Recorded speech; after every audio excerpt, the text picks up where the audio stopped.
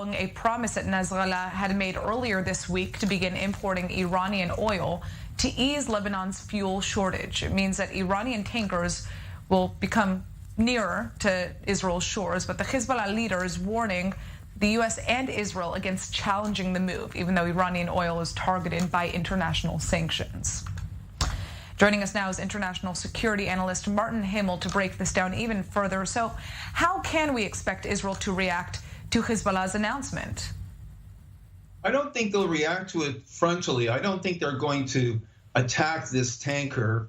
There's many ways that Israel can disrupt Iranian oil shipments if it wants to. I don't think it needs a direct confrontation with Hezbollah. It's also a confrontation with the United States because Lebanon's defying sanctions that the United States has in play. And Hezbollah is putting up a direct channel to the United States about that. And that's something that has to be considered as well. But a face-to-face showdown with Nasrallah over oil to Lebanon so they can drive their cars, I think it will not be face-to-face. There might be political movements, and any Israeli action would probably be tangential, meaning against other targets in Iran or Syria. Well, what will it mean for Iranian oil tankers to be closer to Israel's shores? Well, it means that first of all, they are closer to Israel's shores. They deliver oil to Syria many times, but that close, it basically shows that they're strengthening the ties with Hezbollah. In many ways, they're considering Hezbollah the natural sovereign over Lebanon. The Lebanese government is not dealing with them. Hezbollah is dealing with them. It's a direct enhancement of those ties, which is of course a great concern for Israel. Now, I'd like you to paint us a picture of how this fuel shortage that we're now seeing in Lebanon has impacted the average Lebanese citizen and what is causing it.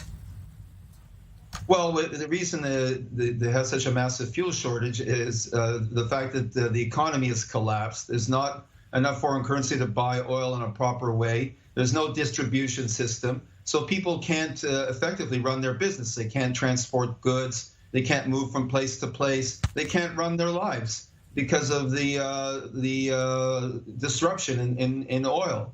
And Hezbollah wants to show itself as the economic savior of Lebanon here, that it can deliver that oil.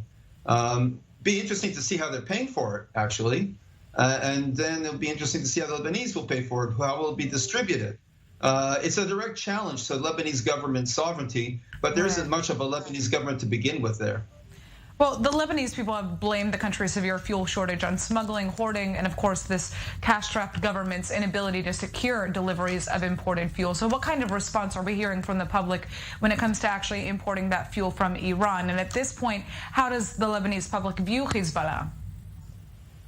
Well, first of all, I think they're going to have I'll believe it when I see it approach, when it actually comes and how it comes. I think they would be very happy to get oil from any source at this stage, for the average person. I don't think that Sunni or Christian Lebanese are still going to look at Hezbollah as the great savior. As a matter of fact, it might even concern them that they're so strong that they can actually do this. For the Shia majority in Lebanon, I'm sure they'll welcome it in the sense that Hezbollah is showing itself as the powerhouse and kingmaker in Lebanon.